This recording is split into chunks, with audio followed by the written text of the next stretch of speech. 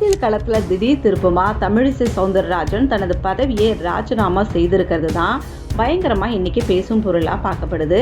நாடாளுமன்ற தேர்தல் அறிவிக்கப்பட்ட நிலையில அரசியல் களத்துல தினமும் அதிரடியான நிகழ்வுகள் நடந்துட்டே வருது. இந்த சூழல்ல தெலுங்கானா ஆளுநர் பதவி மற்றும் புதுச்சேரியின் துணைநிலை ஆளுநர் பதவியை ராஜினாமா செய்வதா குடியரசுத் தலைவர் திரௌபதி முர்முவுக்கு தமிழிசை சவுந்தரராஜன் கடிதம் ஒன்றை அனுப்பியிருக்கிறாங்க. மக்களவை தேர்தலில் தமிழிசை போட்டியிட உள்ளதா தகவல் வெளியாயிருக்க நிலையில அவங்களுடைய இந்த ராஜினாமா முக்கியத்துவம் வாய்ந்ததா பார்க்கப்படுது. இதற்கிடையே பார்த்தீங்கன்னா தமிழிசை சவுந்தரராஜன், நான் புதுச்சேரியில் அல்ல தமிழ்நாட்டில் தான் போட்டியிடுகிறேன், அரசியல் களத்தில் இறங்க ஆளுநர் பதவியை ராஜினாமா செய்துள்ளேன் அப்படின்ட்டு பேட்டி கொடுத்திருக்காங்க.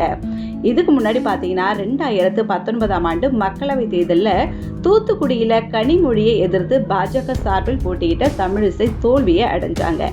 இதுக்கு முன்னாடி கொஞ்ச நாளைக்கு முன்னாடி பார்த்தீங்கன்னா மிசோரம் ஆளுநராக இருந்த குமணன் ராஜசேகர் தனது பதவியை ராஜினாமா செஞ்சுட்டு திருவனந்தபுரத்துல பாஜக சார்பில் சசி தரூருக்கு எதிராக களம் கண்டு தோல்வியை தழுவினார் அப்படின்றது ஒரு குறிப்பிடத்தகுந்த விஷயமா பார்க்கப்படுது.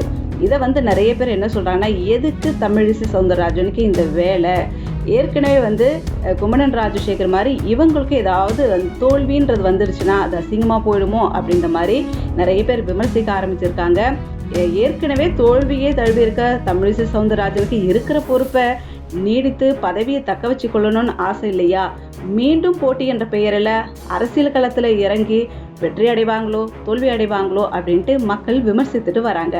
பட் நம்ம தமிழிசை சவுந்தரராஜனுக்கு விமர்சனன்றதெல்லாம் புதுசில்லை. பல விமர்சனங்களையும் பல விஷயங்களையும் கடந்து தான் இன்னைக்கும் பாஜகவில் நிலைச்சிருக்கிறாங்க. அப்படின்னா அவங்களோட விடாமுயற்சியும் தன்னம்பிக்கையும் மன தைரியமும் தான். எனிவே நம்ம வாழ்த்துக்களை சொல்லிக்கலாம்.